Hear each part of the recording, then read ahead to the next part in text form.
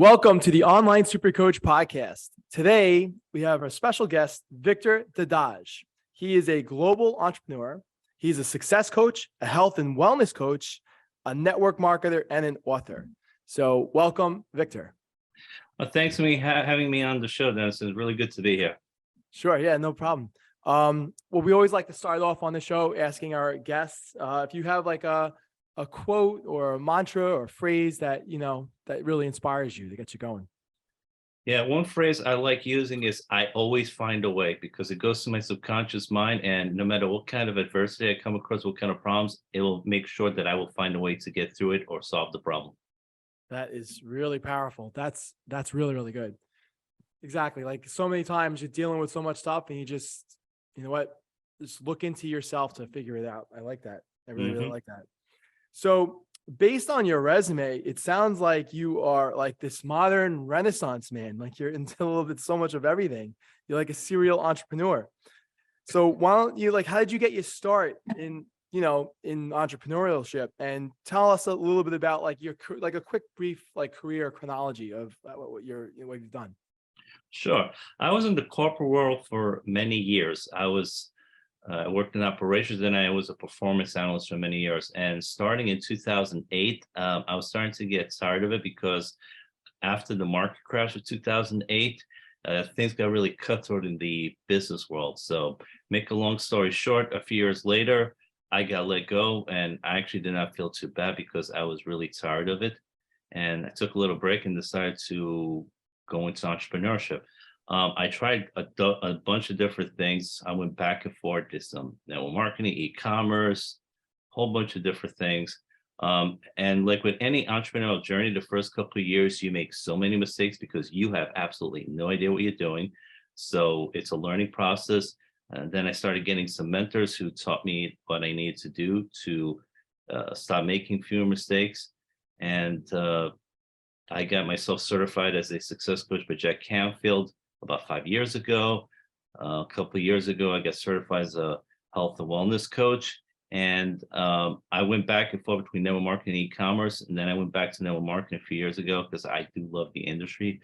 So my focus, and of course, I've also written a book and co-written several other books. But my focus the last several years has been network marketing, success coaching, and health coaching. So I try to focus on those three things because, like you said, you can't spread yourself out too thin. So what was that? The one you just said, network marketing? Is that what you said? Yeah, network marketing, success coaching, and health and wellness coaching. So what is network marketing exactly? Very simply, it's just a way of people. It's a network distribution where you get products or services to other people. Usually, it's through word of mouth. And, a lot of times people buy through a store. This way you cut out the middleman. So if I have a product and service, I could get it to you or to someone else.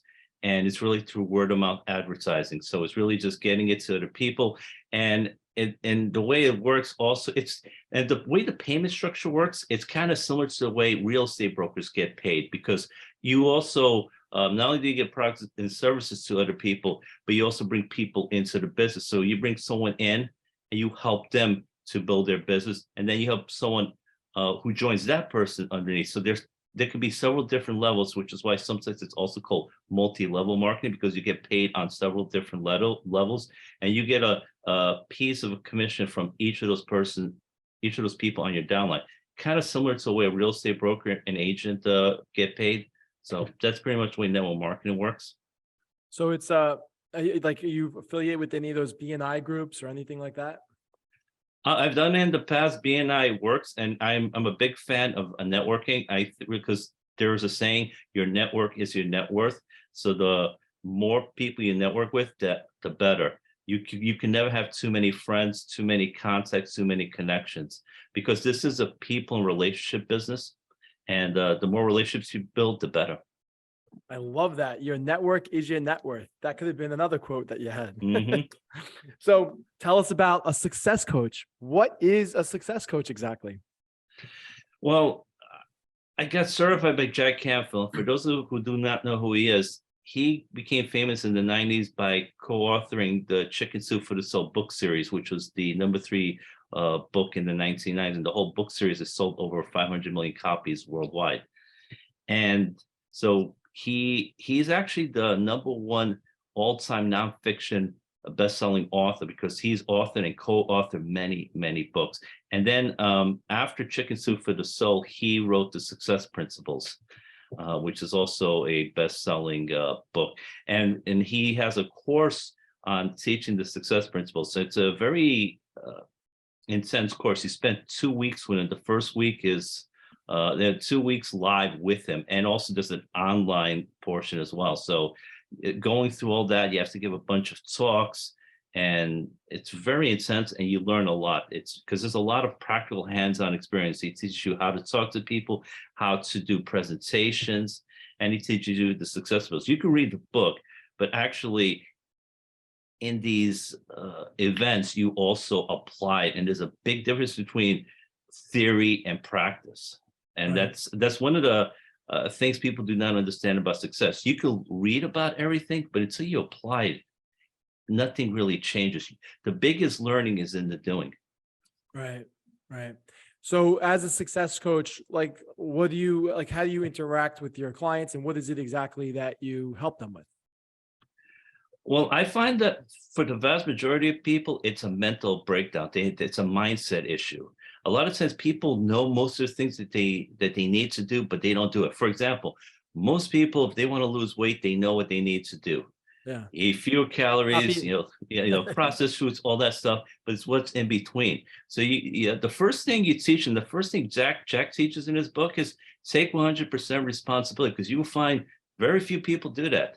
They like to blame everything else for their problems, but until you take full responsibility, nothing will change. And all the other success principles follow from it. And because here's the thing, Jack has an equation: E plus R equals O.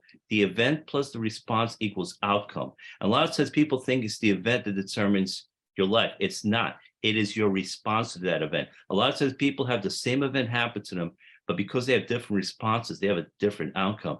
And once they do realize that, everything changes. So you got to realize your power lies in the response to whatever happens to you. Some things you have no control over that happen to you, but you have power in your response. And a lot of people don't understand that, because when you take 100% responsibility, you go from having an external locus of control, meaning that outside forces determine what happens to you, to having an internal locus of control, which means you decide your outcome.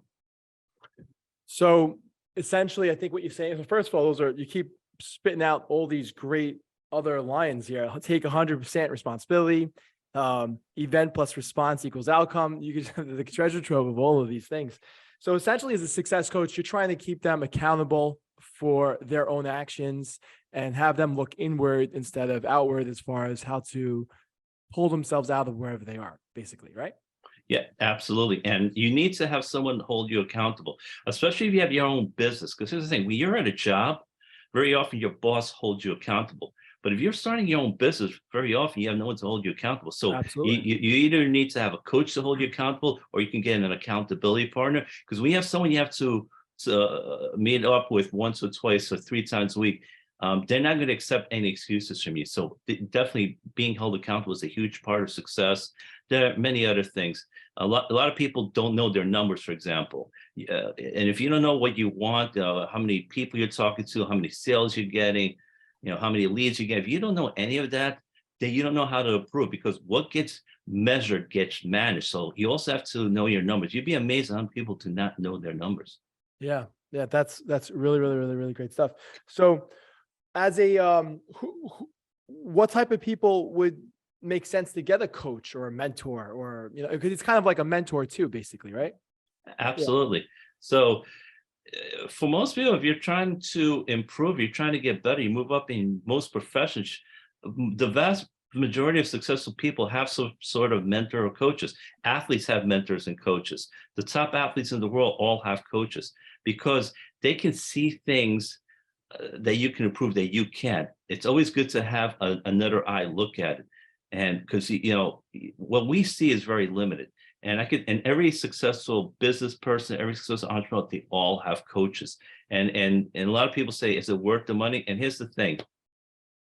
You could try to figure out all these things on your own, but it could take you 5, 10, 15 years. A coach will decrease that time frame by 10 to 15 times. So in most cases, is it worth paying a coach for a year to save you 10 years of frustration, stress, and hassle?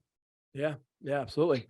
I find this very interesting because a lot of our audience are mostly, trainers and coaches, and many of them, work for themselves, they either have their own studios, they go in persons or what have you. So this is great advice for the trainers, and they are their own entrepreneurs. And in my experience, working in the fitness industry for the last 20 plus years, a lot of trainers like the fact of being a trainer because they're independent. They could pick and choose when they want to work, and they could ebb and flow when they want to hustle. But sometimes that almost is as much of a blessing. It hurts them because they're not, no one's really prodding them to do a few more sessions or work a little bit more or do anything like that. So again, don't get me wrong. A lot of trainers, they bust their butts off and they work really, really hard. 24/7, early morning, late at night. Absolutely. But you also get those guys who just sometimes they ramp it up when they need to ramp it up, not necessarily just super self-motivated, and I think that's what separates some of the great trainers from the great fitness professionals from maybe some of the lesser ones. So if you're in somewhere in between category, maybe like that type of success coach is something that makes sense for you too, what if you can't afford a mentor or a success coach? Yeah.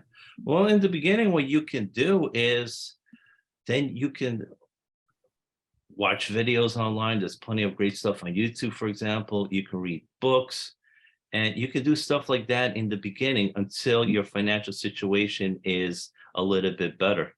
That's what most people Right. do. I did that starting off. There's a lot of great stuff there just starting. Because this is the thing. The first thing you need to do is work on your subconscious mind. It makes 95% of your decisions. And the best times to work on, the times it is most impressionable, is the first hour in the morning and the last hour before you go to bed, because that's when it's very impressionable. That's when you should be feeding it the most. So what I recommend is in the morning, watch those videos, read those books, do prayer, gratitude. There's a lot of great things you could do to work on getting better. And then you can read those great books. Here's the thing. You don't need to read 150 pages a day. If you read 10 pages of a good book every single day, in the course of 1 year, you will have read 3,650 pages.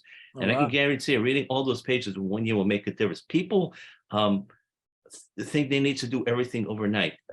The important thing is you need to be consistent. Right. Consistency will beat intensity every day of the year because it compounds over the long term. So again, do those things every single day on a consistent basis, and watch a year from now, you'll be amazed how much better that you are. Here's the thing. Most people do not read books. The average person reads 1 book a year. The average CEO reads 4 to 5 books a month, which is about 50 to 60 books a year. It's one of the reasons why they're CEOs and most other people are not, because they're working on improving themselves every single day. They're consistent.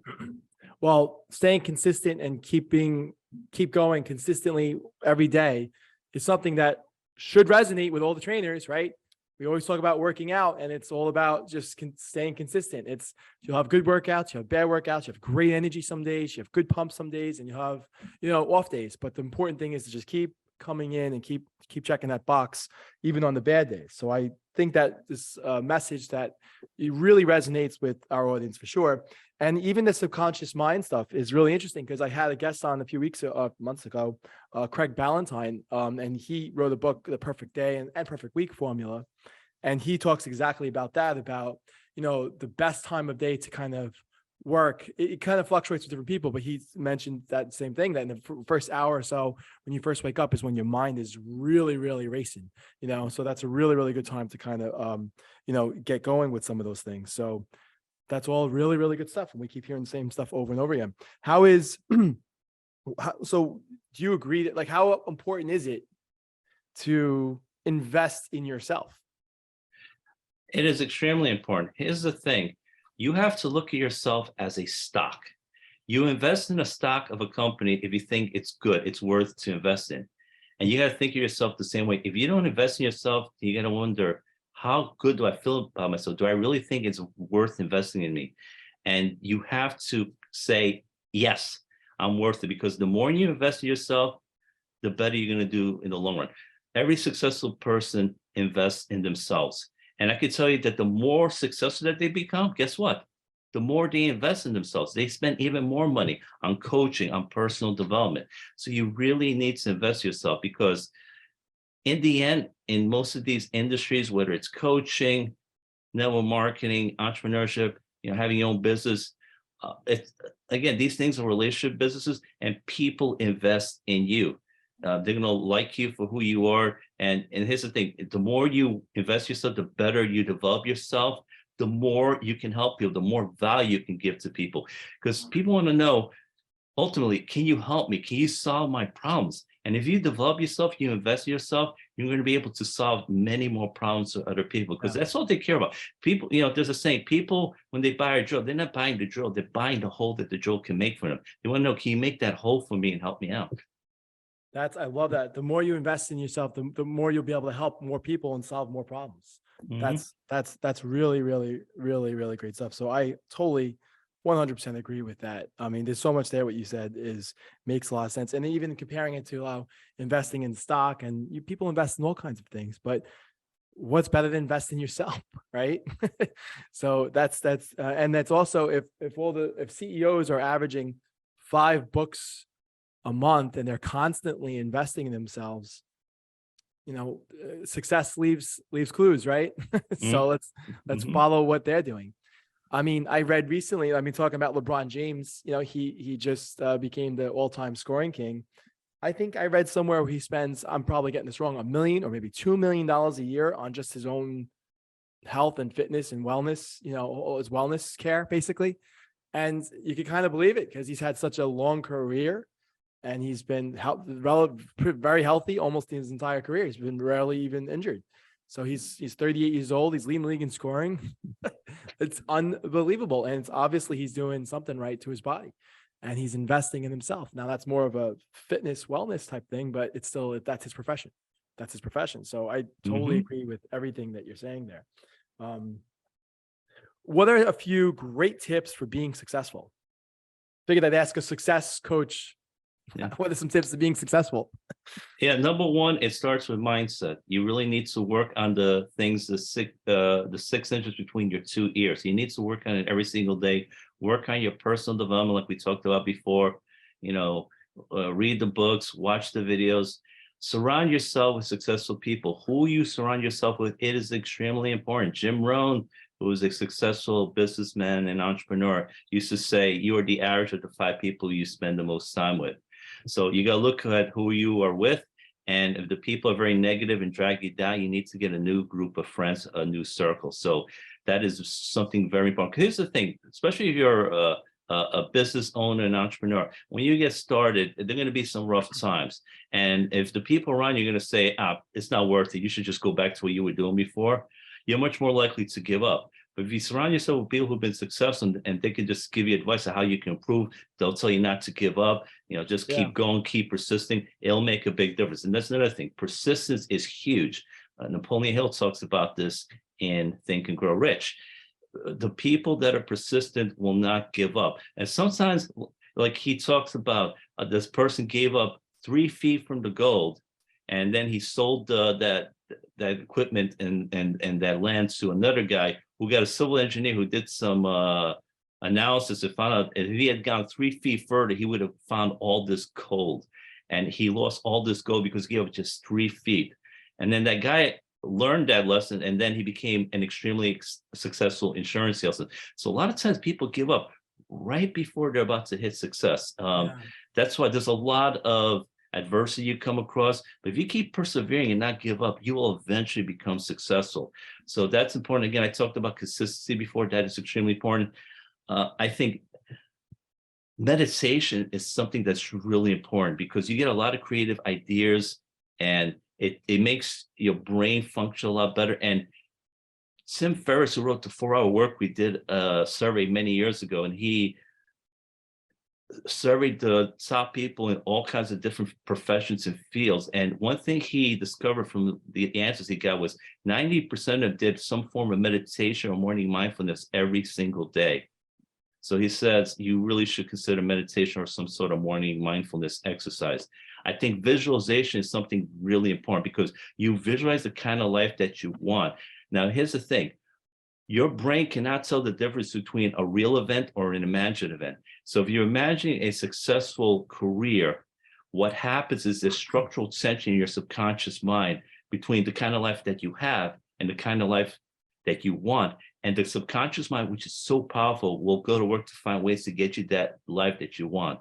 So many successful people engage in some sort of visualization. And you got to figure out what kind of life that you want. Be clear on what you want. A lot of people are vague in their goals and their desires. You can't just say, I want more money. Right. Because I could give you a quarter, that's more money. Are you happy? Most people are going to say, of course not. You got to say, what do you want? I want 100,000 for this year. I want $1 million this year. You got to figure out what is it that you exactly want. Have a certain definite amount. That is so important because your subconscious mind will respond to definite numbers. So when you make goals, and again, it's got to have a deadline by a certain date. And then, here's the thing, we work better with deadlines because you ever notice that when you're about to go on vacation, you get everything done at work. So much done. Yeah. Yeah. So stressful, so much done. Yeah. So deadlines are very important. Be very focused. Focus on one task at a time. Multitasking does not work. The studies have shown it does not work because you think you're doing several tasks at once, but what you're really doing is you're going back and forth between tasks, and it makes you a lot less productive. So focus on one task. You'll get a lot more done. Once you finish the first task, go to the second task. You can think of it this way. You take a magnifying glass. If you move it around a piece of paper, the hole will never burn through the paper. But if you leave that magnifying glass on one point on the paper, the sun will go through it, it will burn a hole. That is the power of focus.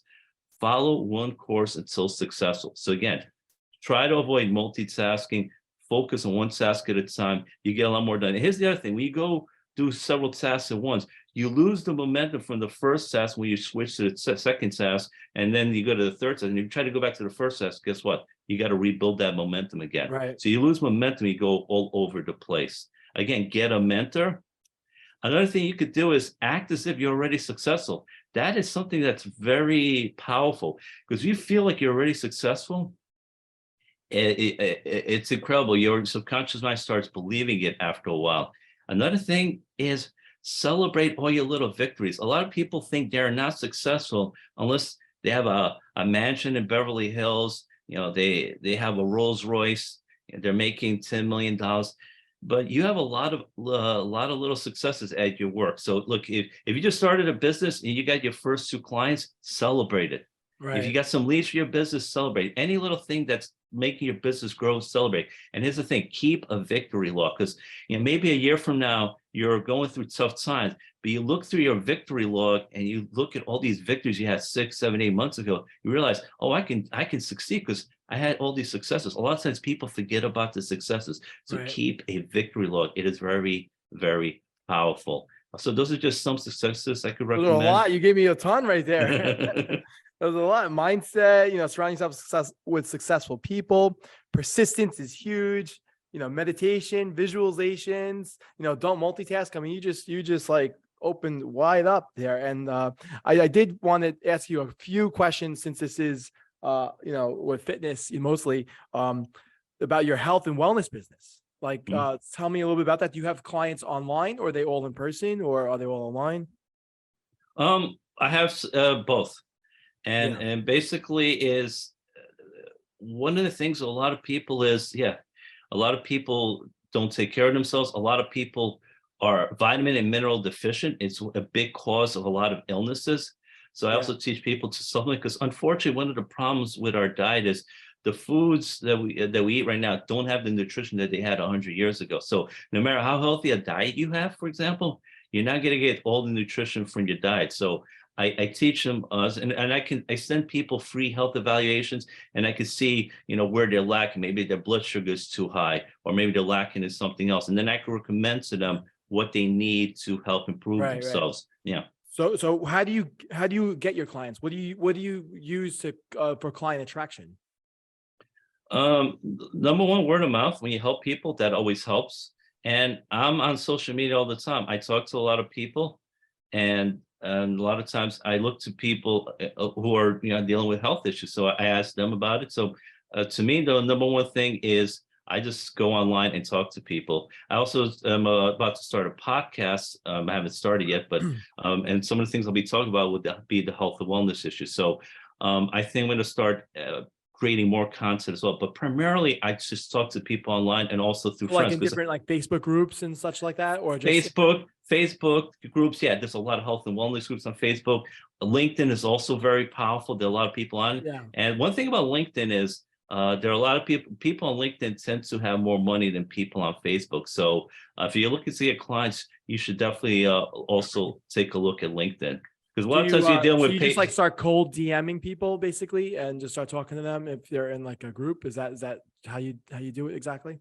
That's one of the things. Yeah, you start developing relationships with people. One thing to avoid is, and people do this a lot on LinkedIn, don't just go straight out saying, "Hey, you want to get healthier? You want to, or if you have a business, you want to make money." You go straight out there, people are just going to like ignore you because people are being pitched all the time. So it's very important for people to get to know it, because when they know, like, and trust you, they're more willing to invest in you. And you got to understand that it starts with relationships. You go straight out, say, "Hey, you want to get healthy? I have this great program I can help you with." They're going to ignore you. They may curse you out. They may block you. So it's really important to develop relationship, because this is the thing. Think of it this way. If a man goes up to a woman he just met, and a minute later he asks her to marry him, she's not going to say yes because she doesn't know the guy. She needs to get to know him first. So same thing when you're talking to people on social media. You need to build a relationship. You need to give them a lot of value, a lot of good value that can help them with their health, advice. Once they feel they can trust you, because here's the thing, people need to feel secure that you can help them, that you can solve their problems. They need that certainty, because if they don't have that certainty, they will just not work with you. So Right. you have to demonstrate that to them. And relationships are very important.